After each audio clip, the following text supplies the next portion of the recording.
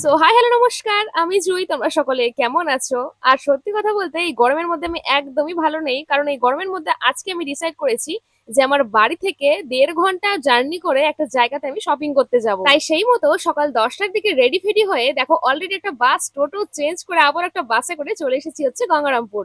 কারণ এই গঙ্গারামপুর থেকে না আমার বেশ কিছু জিনিস শপিং করার আছে। আর তোমরা প্লিজ আমার চোখ মুখ দেখে আমাকে জাজ করো না, কারণ আমি না রোদের মধ্যে ঠিক করে তাকাতে পারি না, জন্য আমার ভিডিও ক্লিপ গুলো এরকম চলে আসে আর কি। তো যাই হোক, তারপরে দেখো এখানটায় বাস থেকে নেমে কিন্তু সোজা চলে এসেছিলাম এই দোকানটাতে। কারণ আমি না একটা ড্রেস খুঁজছি, তো ভেবেছিলাম যে এই দোকানে আমি পেয়ে যাবো ড্রেসটা।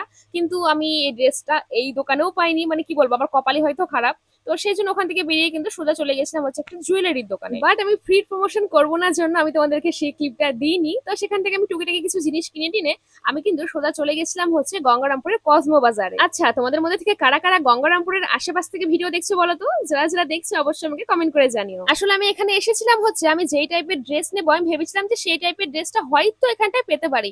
কিন্তু মানে কি বলবো, আমার কপালটাই হয়তো খারাপ, সেই জন্য ওই ড্রেসটা আমি পাইনি। উল্টে দেখো এই এক ব্যাগ আমি বাজার করে নিয়েছি, তাও আবার বেসিক জামা কাপড়, মানে যেগুলো ধরো বাড়িতে পরা বা টিউশন পড়াতে যাওয়ার এইরকম টাইপের জামা নিয়ে নিয়েছি। আর যখন উপরতলা থেকে নিচের দিকে যাচ্ছিলাম তখন না এই জামাটা আমার এত পছন্দ হয়ে যায়, আর বেসিক্যালি পছন্দ হয়ে যায় আমার মায়ের জন্য। কারণ আমার মা না খুব অনেকদিন ধরে বলছিল যে শর্ট কুর্তিগুলো নিবি তো তুই, তোকে পরলে ভালো লাগবে। তো সেই জন্য না ওই শর্ট কুর্তিটা আমি নিয়ে নিয়েছিলাম, আর তারপরে চলে গিয়েছিলাম হচ্ছে ট্রায়াল রুমে। আরে না না, ট্রায়াল দিতে না, অতগুলা জামা এখানটা যদি ট্রায়াল দিতে বসি না তাহলে রাত হয়ে যাবে। এমনি জাস্ট ক্যাত মারতে গিয়েছিলাম আর কি। তারপরে চলে এসেছিলাম নিচে, মানে বিল কাউন্টারের এখানে। তারপর এখানটা দেখলাম যে এবার না এখানটায় জুতোর কালেকশনও অ্যাড হয়েছে। মানে আমি এখানটাতে প্রায় অনেক বছর পর আসলাম, তো হ্যাঁ এবার দেখলাম যে এই জিনিসটা না অনেকটা বড় হয়েছে। আর তারপরে দেখো আমি এতগুলো বিল করে ফেলেছি, মানে 1771 টাকা। মানে ভাই বেসিক পরার জামা কাপড় নিতে নিতে আমি এত টাকা বিল করে ফেলেছি যে নিজেই পুরো আমি অবাক হয়ে গেছি বিল দেখে।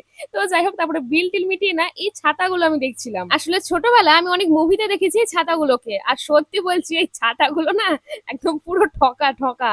মানে এই ছাতাগুলো জাস্ট ওই প্রি ওয়েডিং এই ভালো লাগে।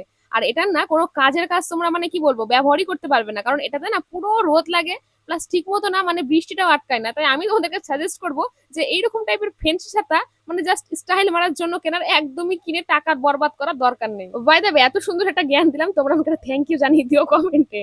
তো যাই হোক, এখান থেকে দেখো আমি কিন্তু বেরিয়ে পড়েছি, আর বেরিয়ে কিন্তু সোজা চলে যাচ্ছি আমি এবার হচ্ছে ক্ষুদিরাম মার্কেট।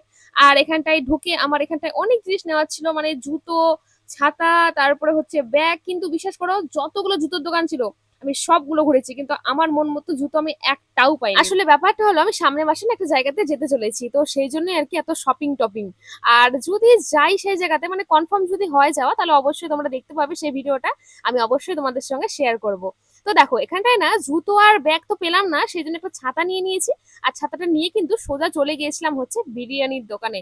আর তারপরে এখানটায় নিয়ে নিয়েছিলাম হচ্ছে দুটো ফুল প্লেট চিকেন বিরিয়ানি, আর নিয়ে নিয়েছিলাম একটা চিকেন চাপ, মানে আমার আর আমার ভাইয়ের জন্য আর কি। আর চিকেন চাপের পিসগুলো না এত বড় বড় ছিল যে আমি আর দুটো নেওয়ার মনে হয়নি যার প্রয়োজন আছে। মানে এটাই যথেষ্ট, একটাই যথেষ্ট আমার আর আমার ভাইয়ের। আর আমার মা না বিরিয়ানি একদমই পছন্দ করে না, মানে পছন্দ করলেও মানে কি খেতে চায় না আর কি বাইরে। আর বাবারও ওই অল্প অল্প আর কি, মানে ওরকম একটা বিরিয়ানি ফেভারিট না। তো সেই জন্য ওদের জন্য নিয়ে নিয়েছিলাম হচ্ছে মিষ্টি, আর আমার জন্য নিয়ে নিয়েছিলাম হচ্ছে পেয়ারা মাখা। তো এগুলো নিয়ে কিন্তু আমি আবারও বাসে উঠে পড়েছিলাম, আর আবারও কিন্তু এখান থেকে আমার 1.5 ঘন্টা লাগবে বাড়িতে যেতে। তাই এখানটায় ওই গাছপালা ফুল ফল দেখে আমার কিন্তু কেটে গিয়েছিল 1.5 ঘন্টা। আর তারপর আমি পৌঁছে গেছিলাম হচ্ছে নালাগোলা। আর নালাগোলা থেকে মাত্র 15 মিনিট দূরে হচ্ছে আমার বাড়ি। তো হ্যাঁ, এভাবেই কেটেছিল আজকের আমার দিনটা। সো আমার এই ব্লগটা তোমাদের কেমন লাগলো কমেন্টে জানিও, আর পরবর্তী সময় তোমরা এইরকম ধরনের ভিডিও দেখতে চাও কিনা আমাকে একটু কমেন্টে জানিয়ে রেখো তো।